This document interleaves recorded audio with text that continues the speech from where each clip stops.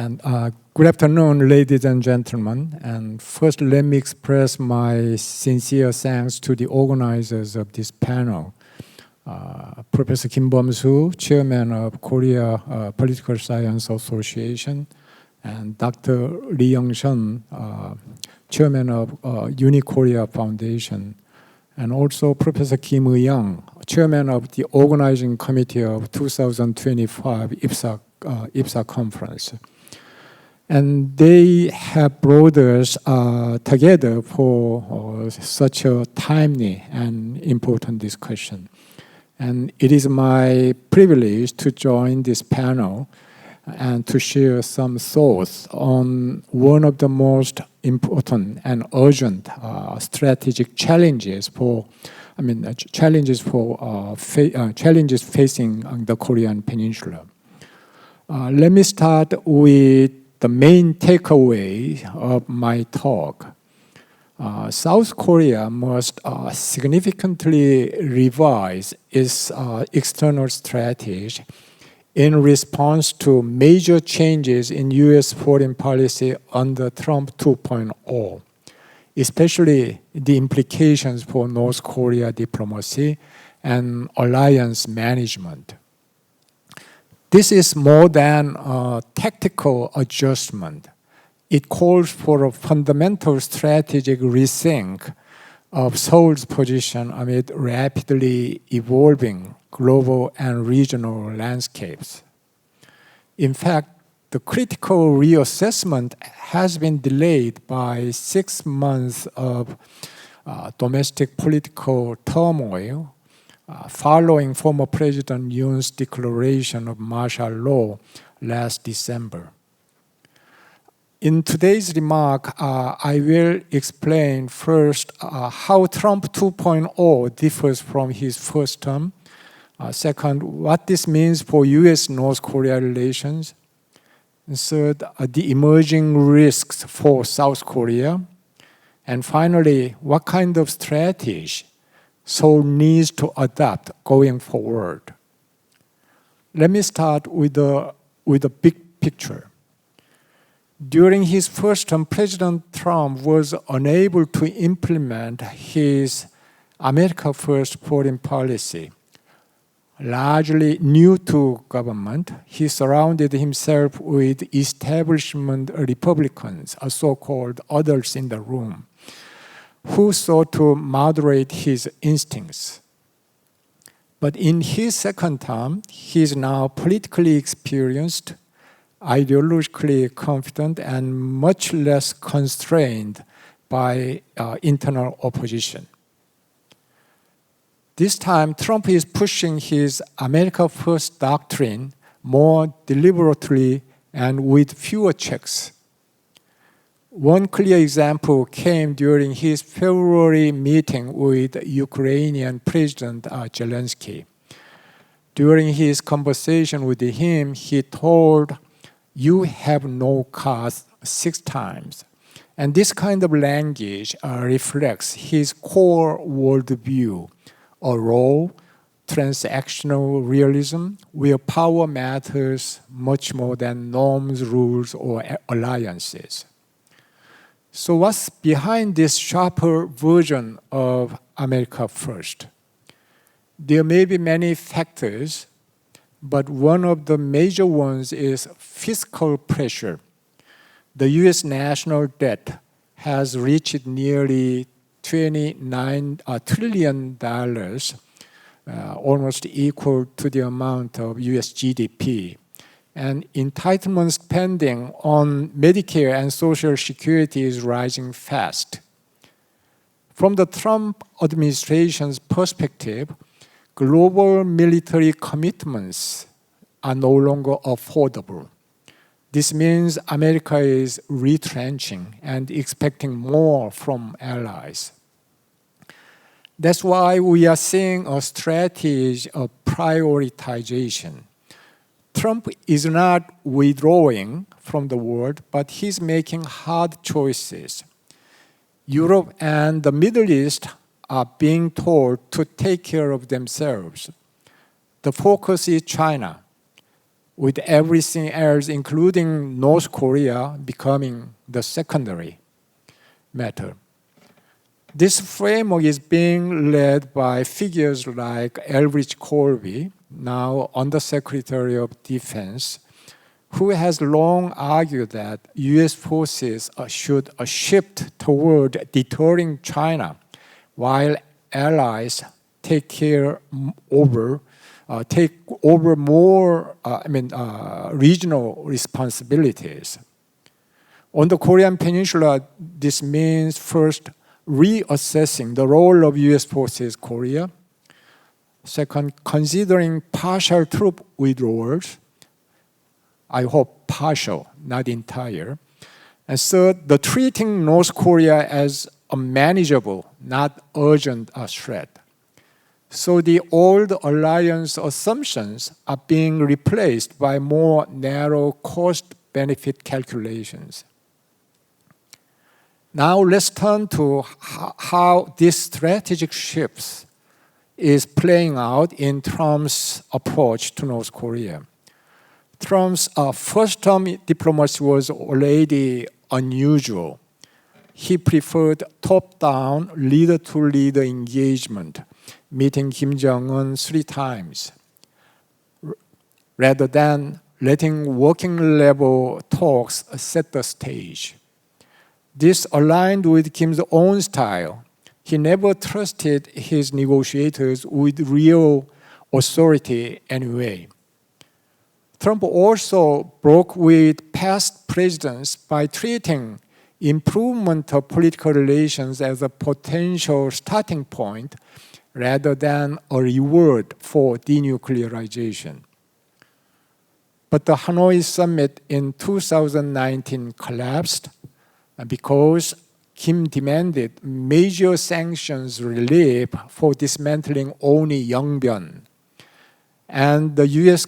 countered with a demand for complete denuclearization without a step-by-step plan. And Trump walked out, and the process stalled. Since then, the strategic context has changed dramatically, and not in Washington's or Seoul's favor. North Korea has massively expanded its nuclear and missile arsenal, and it is now estimated to have about 50 nuclear warheads, tactical nuclear weapons, solid fuel ICBMs, submarine-launched missiles, hypersonic glide vehicles, and possibly even nuclear-powered submarines in development. Even more importantly, North Korea has entered into a military alliance with Russia, supplying half the artillery used by Russian forces in Ukraine, and possibly deploying tens of thousands of troops or workers in coming years. In exchange, Pyongyang has received fuel, food, and access to advanced military technologies. With support from both Russia and China, Kim Jong-un does not seem to have strong incentive to return to denuclearization talks. In February 2025, KCNA officially called denuclearization, quote, absurd and outdated, unquote. So where does that leave Trump? Paradoxically, he may still want to restart dialogues for 3 reasons. First, to limit ICBM and nuclear submarine developments, which could soon threaten the US mainland. Second, to cut off North Korea's support for Russia, weakening Moscow in Ukraine and freeing US resources for the China challenges. And finally, to create a legacy achievement. Trump may still dream of a Nobel Peace Prize. But that creates a serious risk. Trump may pursue a narrow deal from an America First perspective, one that protects US homeland security while leaving South Korea exposed. So let's consider what such a deal might look like. It could include a freeze on North Korean ICBM test or nuclear test, and possibly dismantlement of some ICBMs, and a moratorium on fissile material production, and a halt to arms transfers to Russia and terrorist groups. In return, President Trump could offer relaxation of sanctions, a partial pullback of US troops, or reduced joint exercises. And here's the key concern for Seoul. South Korea's security concerns, like a short and medium-range missile threats, might be sidelined. There are already some signals. President Trump has referred to North Korea as, quote, a nuclear state, unquote. His nominee for Defense Secretary, Pete Hegseth, echoed that label. And the Pentagon is reportedly reviewing the withdrawal of 4,500 troops. At the recent Shangri-La dialogue, South Korea was barely mentioned. Instead, Secretary of Defense Pete Hegseth highlighted Japan, Australia, and the Philippines as America's core group of Indo-Pacific allies. These developments raise the prospect of a worst-case scenario. Trump may strike a risky deal with Kim that achieves little for South Korea while treating the alliance as negotiable. So what should South Korea do in response? Let me offer 5 urgent policy recommendations. First, accelerate a strategic dialogue with Washington. South Korea must launch direct and regular strategic consultations with the US as soon as possible. These talks must go beyond formal alliance rituals. Seoul needs to engage Washington on how it views China, what its red lines are on North Korea, and what role it expects South Korea to play in regional contingencies. It's worth remembering that Colby, sometime before his appointment as Undersecretary of Defense, warned that South Korea cannot remain neutral between the United States and China. That's not a fringe view in my view. It reflects a growing consensus in Washington. Second, strengthen defense capabilities for more strategic autonomy. South Korea must move toward greater self-reliance in national defense. That means increased defense spending from 2.3% of GDP to at least 3% in a few years. Increased defense budget may be used for investment on such areas as intelligence, surveillance, and reconnaissance systems, and warfighting capabilities through AI-enhanced drones. Seoul should also consider renegotiating the US-ROK civil nuclear agreement to allow limited reprocessing and enrichment, not to build weapons, but to signal deterrence and secure strategic autonomy. Third, deepen strategic cooperation with Japan and other democracies. Given growing uncertainties in the US commitment, South Korea and Japan must coordinate more closely. Both are democratic allies of the United States committed to preserving the rules-based international order. Both confront threats from North Korea, and both must navigate the uncertainties of Trump administration's America First doctrine. This includes reviving the 2+2 dialogues, aligning on contingency planning, and strengthening trilateral cooperation with the United States. At the same time, Seoul should broaden ties with India, the EU, Australia, and Canada to build resilience and reduce overdependence on any single partner. Fourth, develop a clear bargaining strategy with the United States. Seoul must also devise clear, pragmatic scenarios outlining what it can offer the United States and what it expects in return. South Korea possesses considerable industrial strengths that align with President Trump's vision of making America great again. This includes world-class shipbuilding, defense, civil nuclear energy, and semiconductor industries, etc.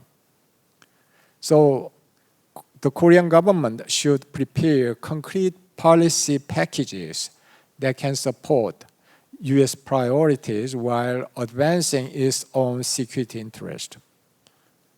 Finally, reduce risk by reopening inter-Korean communication. Kim has labeled the South a hostile state.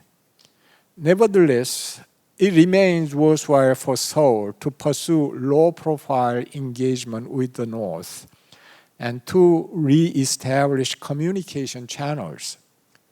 Reopening such channels can help prevent minor incidents from escalating into major conflict due to misunderstanding, miscalculation, or overreaction. Gestures like South's suspension of propaganda broadcast in last month and the North's prompt reciprocal response represent a promising start. Furthermore, the United States and South Korea might explore the possibility of jointly developing North Korea's natural resources, particularly rare earth minerals. President Trump is known for his interest in resource diplomacy, and he may find such an initiative appealing. If the war in Ukraine winds down and Russia's strategic posture shifts, this kind of a Big Bang economic initiative could become a compelling option for all parties involved and potentially serve as a non-military deterrent to nuclear escalation and contribute to long-term peace on the Korean Peninsula. In conclusion, under Trump's second term, the U.S. is embracing a more transactional, prioritized America First foreign policy, one that sees alliances not as sacred but as conditional. The risk is real. Washington may pursue a symbolic diplomatic success with Pyongyang that weakens deterrence and leaves South Korea more vulnerable. But this is also a moment of opportunity, I think. South Korea can rise to the occasion, recalibrate its strategy, deepen regional partnerships, strengthen its defense, and assert a more autonomous and confident role in shaping peace on the Korean Peninsula. The consolidation of peace will not come from wishful thinking or nostalgia for past alliances. It will come from strategic realism, resilience, and adaptation. Thank you.